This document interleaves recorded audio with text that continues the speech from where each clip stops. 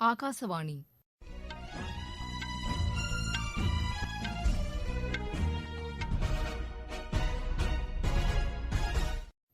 செய்திகள் வாசிப்பவர் வாணி ஸ்ரீராம். தலைப்புச் செய்திகள்.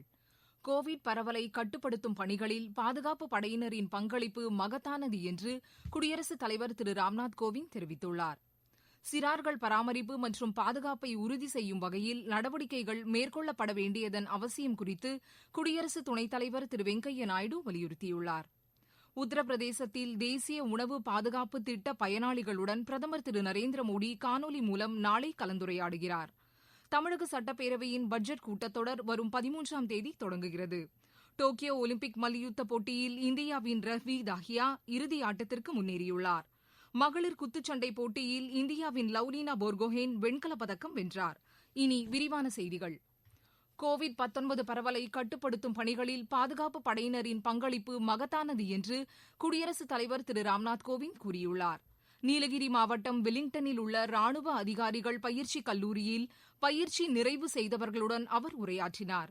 இயற்கை பேரிடர் காலங்களிலும் பாதுகாப்பு படையினரின் அர்ப்பணிப்பு மற்றும் துணிச்சலுடன் செயலாற்றியதாகவும் அவர் குறிப்பிட்டார். எதிர்கால சவால்களையும் எதிர்கொள்வதற்கு ஏதுவாக இந்த கல்லூரியில் பயிற்சி அளிக்கப்படுவதாக திரு ராம்நாத் கோவிந்த் கூறினார். சிறார்கள் பராமரிப்பு மற்றும் பாதுகாப்பை உறுதி செய்யும் வகையில் நடவடிக்கைகள் மேற்கொள்ளப்பட வேண்டியதன் அவசியம் குறித்து குடியரசு துணைத் தலைவர் திரு வெங்கையா நாயுடு வலியுறுத்தியுள்ளார். அண்மையில் இதற்கான சட்டத்தில் மேற்கொள்ளப்பட்ட திருத்தங்களுக்கு அவர் வரவேற்பு தெரிவித்துள்ளார். ஆதரவற்ற குழந்தைகளின் பராமரிப்பு குறித்து பல்வேறு தரப்பினரிடமிருந்து பல்வேறு ஆலோசனைகள் தமக்கு வந்துள்ளதாக அவர் கூறினார். இதனிடையே குடியரசு துணைத் தலைவர் திரு வெங்கையா நாயுடுவை சந்தித்து பேசிய மத்திய அமைச்சர் திருமதி ஸ்மிருதி இரானி, மாநிலங்களவையில் அண்மையில் நிறைவேற்றப்பட்ட சிறார்கள் பாதுகாப்பு மற்றும் பராமரிப்பு சட்ட திருத்தத்தில் உள்ள முக்கிய அம்சங்கள் குறித்து அவரிடம் விரிவாக எடுத்துரைத்தார். உத்தரப்பிரதேசத்தில் தேசிய உணவு பாதுகாப்பு திட்ட பயனாளிகளுடன் பிரதமர் திரு நரேந்திர மோடி காணொலி மூலம் நாளை கலந்துரையாடுகிறார். ஆண்டுதோறும் ஆகஸ்ட் 5ஆம் தேதி தேசிய உணவு பாதுகாப்பு திட்ட தினமாக கொண்டாடப்பட்டு வருகிறது. இத்திட்டத்தின் மூலம் வழங்கப்பட்டு வரும் உதவிகள் ஏழை மக்களை சென்றடைவதை உறுதி செய்யும் வகையில் மாநிலம் முழுவதும் பல்வேறு விழிப்புணர்வு நிகழ்ச்சிகளுக்கு ஏற்பாடு செய்யப்பட்டுள்ளது. தேசிய உணவு பாதுகாப்பு திட்டத்தின் கீழ் அம்மாநிலத்தில் 80,000 நியாய விலைக் கடைகள் மூலம் உணவுப் பொருட்கள் இலவசமாக வழங்கப்பட்டு வருகிறது. இதன் மூலம் 15 கோடி பேர் பயனடைந்துள்ளனர். பள்ளிக் கல்வித்துறையின் வளர்ச்சிக்கான திட்டத்தை மேலும் 5 ஆண்டுகளுக்கு நீட்டிக்க மத்திய அமைச்சரவை ஒப்புதல் அளித்துள்ளது. இன்று புதுதில்லியில் பிரதமர் திரு நரேந்திர மோடி தலைமையில் நடைபெற்ற அமைச்சரவைக் கூட்டத்தில் இதற்கான முடிவு மேற்கொள்ளப்பட்டது. மத்திய அமைச்சர்கள் திரு தர்மேந்திர பிரதான், திரு அனுராக் தாக்கூர், இணையமைச்சர்கள் திரு எல் முருகன், திருமதி அன்னபூர்ணா தேவி ஆகியோர் செய்தியாளர்களிடம் இதனை தெரிவித்தனர். 2,94,283 கோடி ரூபாய் செலவில் இந்த திட்டம் நீட்டிக்கப்பட்டுள்ளதாக திரு தர்மேந்திர பிரதான் தெரிவித்தார். ஆரம்ப கல்வி முதல் 12ஆம் வகுப்பு வரையிலான கல்வி வளர்ச்சித் திட்டங்கள் இதன் மூலம் மேற்கொள்ளப்படும் என்றும் அமைச்சர் கூறினார்.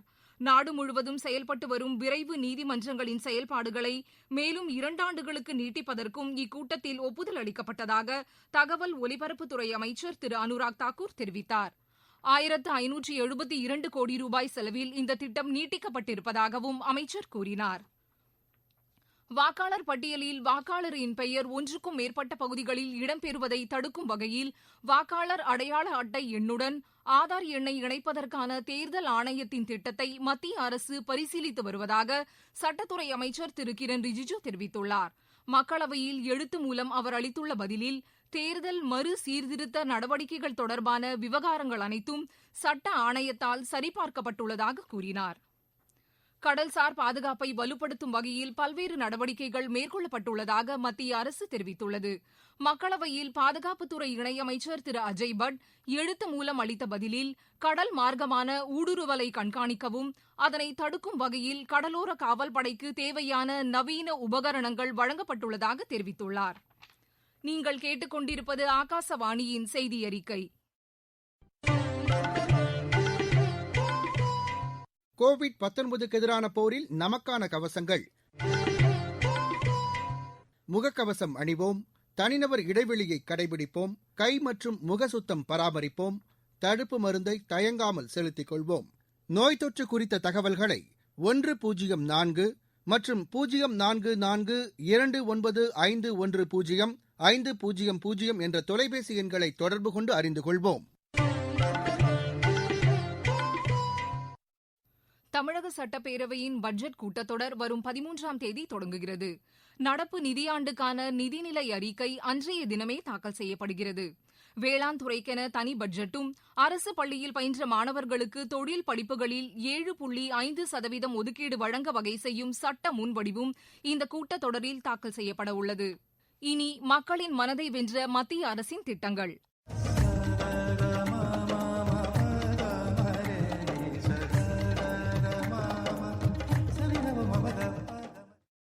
இதில் இன்று இடம்பெறுவது தேசிய மின்னணு வேளாண் சந்தை திட்டம். வேளாண் விளைபொருட்களுக்கு உரிய விலை கிடைப்பதற்கு இந்த திட்டம் பேருதவியாக உள்ளது என மதுரை மாவட்டத்தைச் சேர்ந்த விவசாயிகள் திரு சொங்கு மற்றும் திரு மலைச்சாமி தெரிவித்தனர்.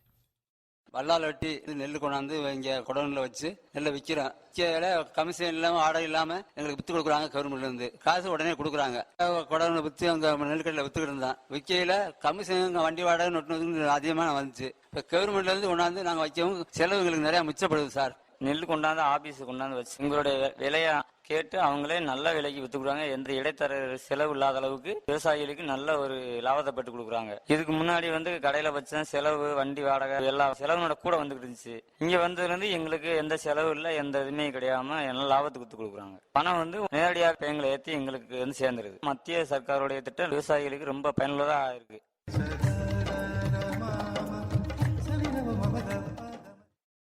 பிரபல டோக்ரி மொழி பாடலாசிரியரான பத்மா சச்தேவ் மும்பையில் இன்று காலமானார். அவருக்கு வயது 81. டோக்ரி மொழியில் முதலில் நவீன பாடல்களை எழுதிய பெண் பாடலாசிரியர் இவர் என்பது குறிப்பிடத்தக்கது. மேரி கவிதா மேரே கீத் என்ற பாடலுக்கு 1979ஆம் ஆண்டிற்கான சாகித்ய அகாடமி விருது கிடைத்தது. ஹிந்தி மற்றும் டோக்ரி மொழியில் அவர் அளித்த சிறப்பான பங்களிப்பிற்காக கடந்த 2001ஆம் ஆண்டு அவருக்கு பத்மஸ்ரீ விருது வழங்கப்பட்டது. அவரது மறைவுக்கு பிரதமர் அலுவலக இணையமைச்சர் திரு ஜிதேந்திர சிங் ஆழ்ந்த இரங்கல் தெரிவித்துள்ளார். விளையாட்டுச் செய்திகள். முதலில் டோக்கியோ ஒலிம்பிக் போட்டி குறித்த செய்திகள். டோக்கியோ ஒலிம்பிக் மல்யுத்த போட்டியில் இந்தியாவின் ரவி தாஹியா இறுதி ஆட்டத்திற்கு முன்னேறியுள்ளார். இதன் மூலம் இந்தியாவுக்கு மேலும் ஒரு பதக்கம் உறுதி செய்யப்பட்டுள்ளது.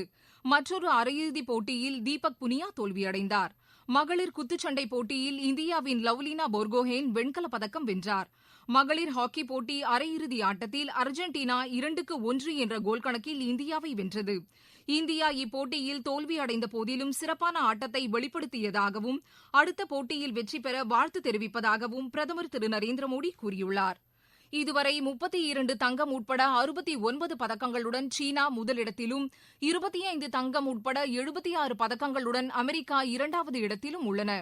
இந்தியா 1 வெள்ளி 2 வெண்கலப் பதக்கங்களுடன் 62வது இடத்தில் உள்ளது. இந்தியா இங்கிலாந்து இடையேயான முதலாவது டெஸ்ட் கிரிக்கெட் போட்டி இன்று நாட்டிங்ஹாமில் தொடங்கியது. டாஸ் வென்று முதலில் பேட் செய்து வரும் இங்கிலாந்து முதல் இன்னிங்ஸில் சற்று முன்வரை 3 விக்கெட் இழப்புக்கு 97 ரன் எடுத்துள்ளது.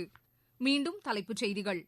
கோவிட் பரவலை கட்டுப்படுத்தும் பணிகளில் பாதுகாப்பு படையினரின் பங்களிப்பு மகத்தானது என்று குடியரசுத் தலைவர் திரு ராம்நாத் கோவிந்த் தெரிவித்துள்ளார். சிறார்கள் பராமரிப்பு மற்றும் பாதுகாப்பை உறுதி செய்யும் வகையில் நடவடிக்கைகள் மேற்கொள்ளப்பட வேண்டியதன் அவசியம் குறித்து குடியரசு துணைத் தலைவர் திரு வெங்கையா நாயுடு வலியுறுத்தியுள்ளார். உத்தரப்பிரதேசத்தில் தேசிய உணவு பாதுகாப்பு திட்ட பயனாளிகளுடன் பிரதமர் திரு நரேந்திர மோடி காணொலி மூலம் நாளை கலந்துரையாடுகிறார்.